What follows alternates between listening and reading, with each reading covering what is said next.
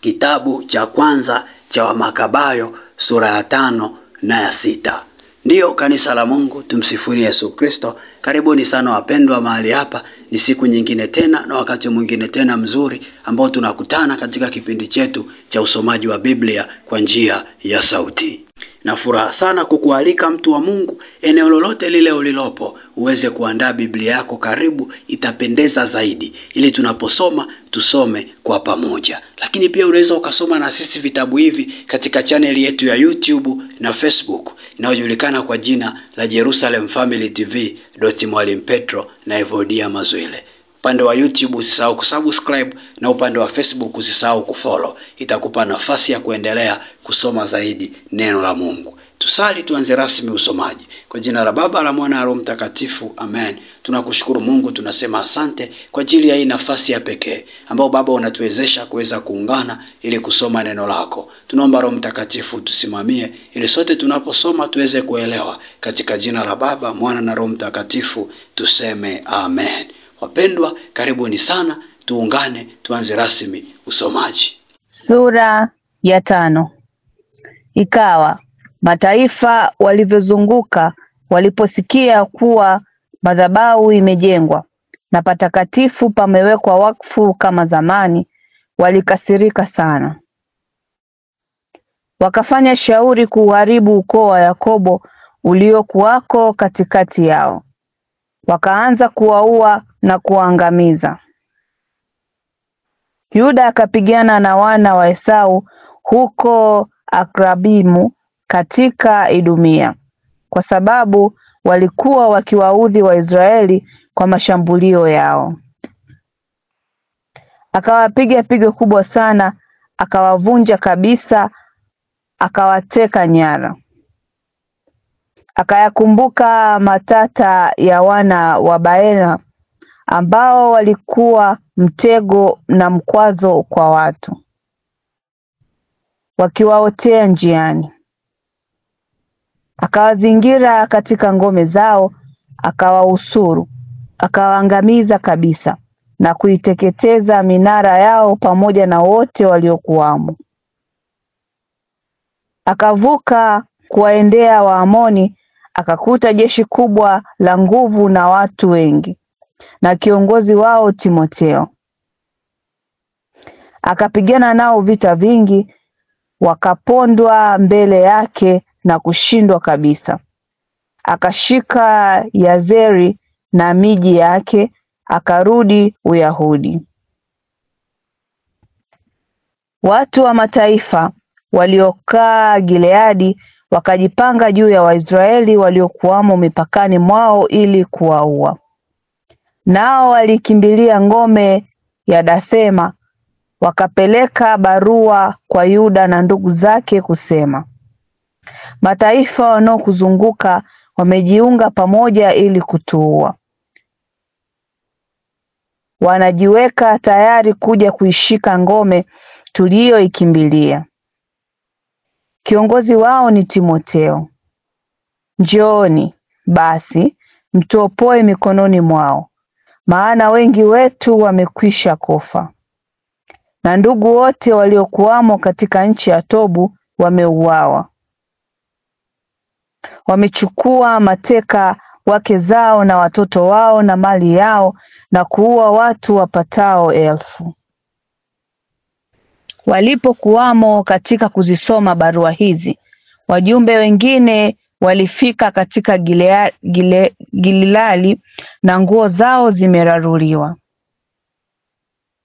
wakileta habari kwamba watu wa Tolemaisi na Tiro na Sidoni na Galilaya yote na mataifa wamejikusanya pamoja ili kutuua. Yuda na watu wake walipoyasikia maneno hayo, walifanya baraza kubwa ili kushauriana pamoja juu ya njia ya kuwasaidia ndugu zao waliokuwamo katika taabu kubwa na hatari ya kushambuliwa na adui. Yuda akamwambia Simoni ndugu yake, chagua watu, uende kuwaokoa ndugu zetu huko Galilaya, na mimi na ndugu yangu Yonathani tutakwenda Gileadi. Akawaacha Yusufu bin Zakaria na Azaria wawe juu ya watu katika Uyahudi, pamoja na baki ya jeshi wailinde nchi. Akawaagiza akisema, mwe juu ya watu hawa, lakini msipeleke vita juu ya mataifa mpaka sisi tutakaporudi. Simoni akatoa watu 3,000 kwenda nao Galilaya, na Yuda 8,000 kwenda Gileadi. Simoni akaenda Galilaya, akapigana mara nyingi na mataifa, akashinda. Akawafuatia mpaka mlango wa Tolemaisi, watu wa mataifa wapatao 3,000 walianguka. Akawateka nyara. Akawachukua Wayahudi waliokuwako Galilaya na Arabata, pamoja na wake zao na watoto wao na vyote walivyokuwa navyo. Akarudi nao Uyahudi kwa furaha kuu. Na Yuda Makabayo na nduguye Yonathani walivuka Yordani, wakaenda safari ya siku 3 jangwani, wakakutana na Wanemabayothi, nao waliwapokea kwa amani. Wakawapa habari za yote yaliwapata ndugu zao katika Gileadi, kwamba wengi wao wamefungiwa katika Bozra na Beseri na Alema na Kasfori na Makedi na Karnaimu, ambayo yote ni miji mikubwa na yenye ngome, na kwamba wamefungiwa katika miji mingine ya Gileadi pia. Hata wameiweka kesho iwe siku ya kuzizingira ngome hizo, wapate kuzitwaa na kuwaharibu watu wote kwa siku moja. Basi Yuda na jeshi lake wakageuka mara, wakapita njia ya jangwani mpaka Bozra. Akautwaa mji, akawaua wanaume wote kwa upanga, akateka nyara, akauchoma mji moto. Akaondoka huko usiku, akaendelea tena mpaka ngomeni. Hata asubuhi walipotazama, kumbe watu wengi wasiohesabika wanaleta ngazi na mitambo na vita ili kuitoa ngome, maana mapigano yameanza. Yuda alipoona ya kuwa vita vimeanza na makelele ya mjini yanapanda mbinguni, pamoja na sauti ya tarumbeta na milio ya vita, akawaambia watu wa jeshi lake, wapiganieni ndugu zenu leo. Akawaendea na vikosi 3, wakipiga tarumbeta na kusali kwa sauti kuu.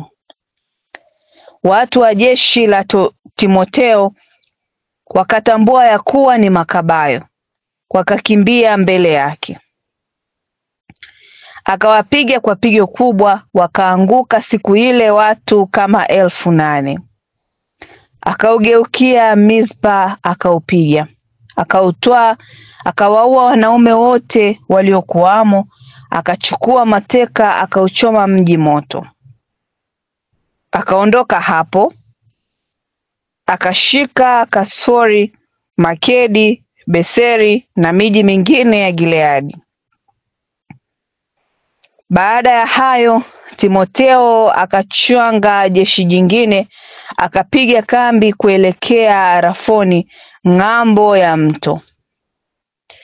Yuda akatuma watu walipeleleze jeshi lake, wakamletea habari ya kuwa watu wote wa mataifa ya jirani wamejiunga nao, jeshi kubwa mno.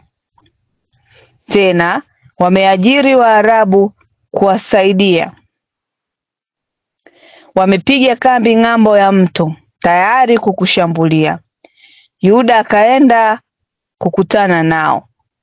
Hata walipofika karibu na mto, Timotheo aliwaambia maakida wake, kama yeye akitangulia kutuvukia, hatutaweza kumpiga. Bila shaka atatushinda. lakini kama akiona hofu na kukaa upande ule, tutamvukia na kumshinda.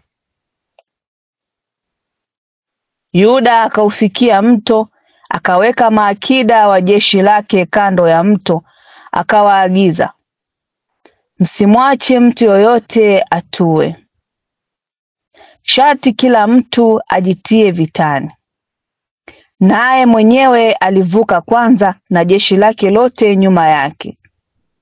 Watu wote wa mataifa wakapondwa mbele yao, na hata walitupa silaha zao wakavikimbilia vitalu vya hekalu ya Karnaimu. Nao waliutoa mji, wakakiteketeza kitalu cha hekalu na watu waliokuwamo. Karnaimu ikatishwa kabisa, wala haikuweza kusimama tena mbele ya Yuda. Yuda akakusanya pamoja Waisraeli wote waliokuwako Gileadi, tangu wadogo mpaka wakubwa, pamoja na wake zao na watoto wao na vyombo vyao, jamii kubwa mno, ili kuwapeleka kwenye nchi ya Uyahudi. Wakafika Efroni, mji mkubwa njiani, wenye nguvu. Haikuwezekana kupita kwa upande wa kuume wala wa kushoto, ila lazima kupitia katikati. Nao wa mjini wakatoka wakaiziba milango yake kwa mawe. Yuda akatuma mtu kwao kwa maneno ya amani kusema, twaomba ruhusa kuipita nchi yenu ili tufike kwetu. Hakuna mtu atakaye wadhuru, ila tutapita tu kwa miguu yetu. Lakini walikataa kumfungulia. Yuda akaagizwa ipigwe mbiu katika jeshi, kwamba kila mtu atue mahali alipo. Watu wa jeshi wakatua, akaupiga mji kutwa kucha. Akatia mikononi mwake, akawaua wanaume wote kwa upanga, akaubomoa mji na kuuteka nyara. Akaupitia juu ya miili ya wale waliowaua. Wakavuka Yordani mpaka uwanda mkubwa kuelekea Bethshani.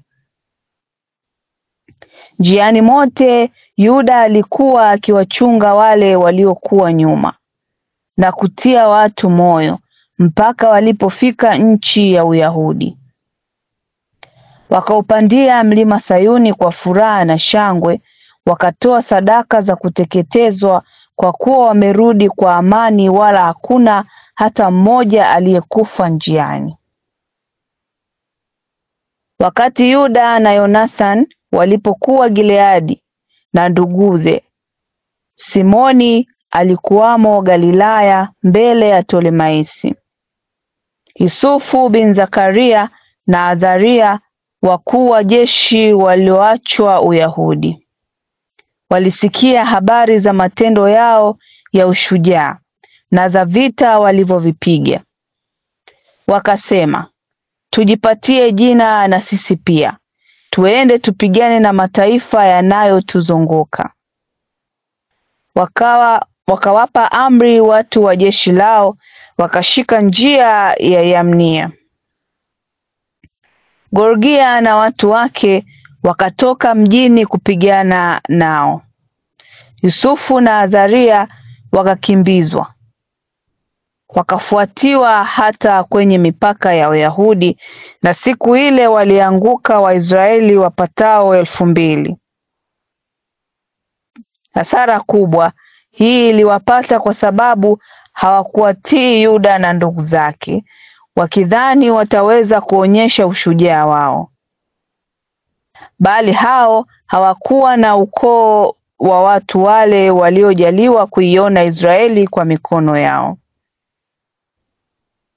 Mtu huyo Yuda na ndugu zake walitukuzwa mno machoni pa Israeli na pa mataifa yote. Kila lilipotajwa jina lao, hata watu wengi waliwajia kuwapa pongezi. Kisha Yuda na ndugu zake wakaondoka, wakapigana na wana wa Esau katika nchi ya kusini. Wakapiga Hebroni na miji yake, wakizivunja ngome zake na kuiteketeza minara iliyoizunguka. Akaondoka kwenda nchi ya Wafilisti akipita Marisa. Siku ile walikufa vitani makuhani kadha wa kadha waliokwenda kupigana kwa jinsi isiyofaa, wakitumaini kufanya mambo ya ujasiri. Yuda akaugeukia Ashdodi katikati ya nchi ya Wafilisti, akazivunja madhabahu zao na kuziteketeza sanamu za miungu yao. Akateka nyara miji yao, akarudia Uyahudi. Sura ya 6. Mfalme Antioko alipokuwa akisafiri katika nchi za juu, alisikia habari za Elmaisi, mji wa Uajemi uliosifiwa sana kwa utajiri wake, fedha yake na dhahabu yake. Hekalu lake lilikuwa na mali nyingi, na humo mlikuwa na ngao za dhahabu na dirii na silaha za vita ambazo ziliwekwa humo na Iskanda mwana wa Filipo, mfalme wa Makedonia, aliyekuwa wa kwanza kuwatawala Wayahudi. Basi alifika huko akitaka kuutoa mji na kuuteka nyara, lakini haikuwezekana kwa sababu shauri lake lilijulikana kwa watu wa mjini. Wakajipanga kufanya vita naye. Akakimbia akaondoka kwa moyo mzito kurudi Babeli. Akaletewa habari huko Uajemi ya kuwa majeshi waliokwenda kupigana nchi ya Uyahudi wameshindwa. Tena Lisia aliyekwenda kwao na jeshi la nguvu sana alikimbizwa mbele yao. Nao wamepata nguvu nyingi kwa sababu ya silaha na zana za vita na nyara walizoziteka kwa majeshi walioyashinda. Zaidi ya hayo, wamelibomoa lile chukizo alilolijengesha juu ya madhabahu Yerusalemu, na kupazungusha patakatifu kuta ndefu kama zamani, na mji wake Bethsura pia. Ikawa mfalme aliposikia maneno hayo, alishikwa na bumbuazi, akafadhaika mno. Akakaa huko siku nyingi, maana alilemewa na huzuni nyingi hata alidhani kufa. Akawaita rafiki zake wote, akawaambia, usingizi umefarakana na macho yangu, hata moyo wangu umevunjika kwa taabu. Nasema ndani yangu, jinsi nilivyosibiwa. Ninazama katika maji mengi. Katika enzi yangu nalikuwa mstahiki, mwenye kupendwa. Lakini sasa nayakumbuka mabaya niliyoyafanya ya Yerusalemu, jinsi nilivyovichukua vyombo vyote vya fedha na dhahabu vilivyokuwapo, na kupeleka majeshi kuwaharibu wenyeji wa Yerusalemu bila sababu. Nafahamu ya kuwa kwa sababu hiyo maovu haya yamenipata. Hata tazama, ninakufa kihoro katika nchi ya kigeni.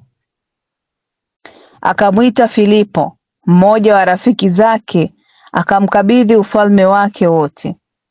Akampa taji yake na vazi lake na pete yake ya muhuri na amri ya kumlea mwanawe Antioko na kumwelimisha awe mfalme. Naye mfalme Antioko alikufa pale mwaka 149. Lisia aliposikia ya kuwa mfalme amekufa, alimtawalisha mwanawe Antioko, ambaye amemlea tangu utoto wake, akampa jina Eupatori.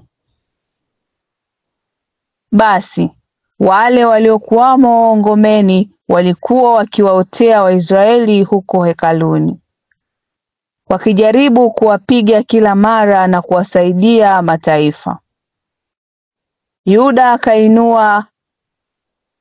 akainuia kuwaharibu, akawakusanya watu wake wote kusudi awazingire. Wakutanika wakawahusuru. Mwaka 150 akafanya minara ya vita na mitambo ya kutupa silaha. Lakini wengine wao waliponyoka. Hata Waisraeli wengine waasi walijiunga nao. Wakamwendea mfalme wakasema, hata lini utaacha kuteketeza hukumu ya kupatia haki ndugu zetu? Sisi tulikubali kumtumikia baba yako na kuyashika maagizo yake na kuzifuata amri zake. Kwa sababu hiyo, watu wetu wamefarakana nasi na kutuhusuru ngomeni. Hata kama wakikamata watu kwetu, huwaua na kuchukua mali yao. Si kama wamenyosha mkono wao juu yetu tu, ila pia juu ya wote waliomo mipakani mwao. Hata leo wanaizingira ngome ya Yerusalemu ili kuitwaa. Tena wamepamarisha patakatifu pa Bethsura. Usipowazuia upesi, watafanya zaidi kuliko hayo, nawe hutoweza kuwapinga. Aliposikia haya, mfalme alikasirika sana. Akawakusanya rafiki zake wote, maakida wa jeshi lake na wale waliokuwa juu ya wapanda farasi. Askari wa mshahara walikuja kwake toka falme nyingine na visiwa vya baharini. Hata hesabu ya jeshi lake ilikuwa 100,000. Wapanda farasi 20,000 na tembo hodari kwa vita 32. Walipita Idumia, wakapiga kambi kuelekea Bethsura. Wakaipiga siku nyingi na kufanya mitambo ya vita. Nao walikuwamo walitoka wakiichoma moto na kuzipigana kwa ushujaa. Yuda akaiacha ngome, akapiga kambi Beth Zakaria kuielekea kambi la mfalme. Mfalme akaondoka asubuhi na mapema, akapeleka jeshi lake upesi katika njia ya Beth Zakaria. Huko majeshi walijiweka tayari kwa vita, wakapiga tarumbeta. Wakaonyesha tembo damu ya zabibu na forsadi ili kuwachocheleza. Wakaeneza tembo katika vikosi vya askari. Kwa kila tembo askari 1000 wenye derea na chuma na chepeo cha shaba nyeupe kichwani. Na kwa kila tembo wapanda farasi wateule 500. Hao hufuatana na tembo kokote aendako yeye. Watu huenda vile vile bila kufarakana naye. Mgongoni mwa tembo kulikuwa na minara imara ya miti iliyokazwa kwa ukanda maalum. Naye alipandwa na askari hodari 2 na mhindi wake.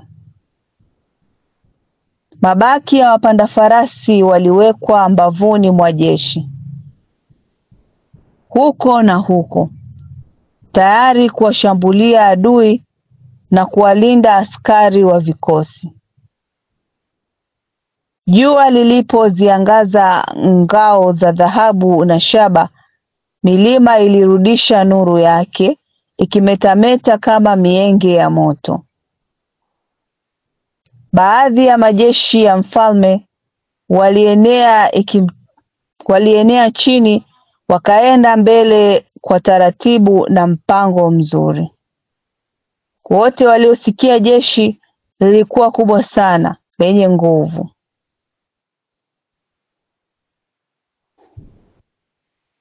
Yuda na jeshi lake wakaribia Aurani. Aliona tembo mmoja aliyevikwa derea ya kifalme kifuani, tena mfalme mwenyewe. Akatoa maisha yake kwa watu wake, maana huko na huko hata wakamwepa kila upande. Akaingia chini ya tembo, akamchoma tumboni, akamua. Tembo akamwangukia, akafa pale pale. Lakini Wayahudi walipoiona nguvu ya ufalme na mashambulio makali ya majeshi yake, walirudi nyuma. Watu wa jeshi la mfalme wakapanda Yerusalemu kukutana nao. Mfalme akapiga kambi lake kuelekea Uyahudi na mlima Sayuni. Watu wa Bethsura wakatoa mjini kwa sababu hawakuwa na chakula cha kutosha, kwa kuwa ni mwaka wa Sabato. Akafanya mapatano nao. Akashika Bethsura, akaweka humo kikosi cha askari walinzi. Akapa usuru patakatifu kwa siku nyingi, akiweka pale zana na kubomolea ukuta na mitambo ya vita na vyombo vya kutupia moto na mawe na vya kutupia vikuki na makombeo. Nao pia waliusuriwa, walifanywa mitambo ya kuipinga mitambo tena.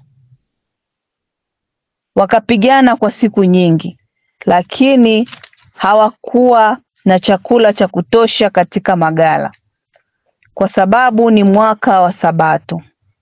Tena wale waliokimbilia Uyahudi ili kujisalimisha kwa mataifa walikuwa wamekimaliza chakula kilichobaki. Kwa hiyo ni watu wachache tu waliobaki katika patakatifu, maana njaa ilikuwa kali, nao wametawanyika kila mtu kwake. Lisia akasikia ya kuwa Filipo, ambaye mfalme Antioko kabla ya kufa kwake alimkabidhi kazi ya kumlea mwanaye Antioko hata awe mfalme, amerudi kutoka Uajemi na Umedi pamoja na majeshi yaliyokwenda na mfalme, naye yu tayari kujifanya mkuu wa nchi. Basi aliona afadhali kuondoka upesi. Akamwambia mfalme na wakuu wa jeshi lake na askari, kila siku tunazidi kudhoofika, chakula chetu kimepungua, na mahali tunapo pausuru pana nguvu sana. Tena mambo ya ufalme yanatushurutisha. Basi tupeane yamini na watu hawa, tukafanye amani nao na taifa lao lote. Tuagane nao, wazifuate amri zao wenyewe kama zamani, maana tumechukizwa na kufanya matata kama haya kwa ajili ya amri zao tulizozitangua.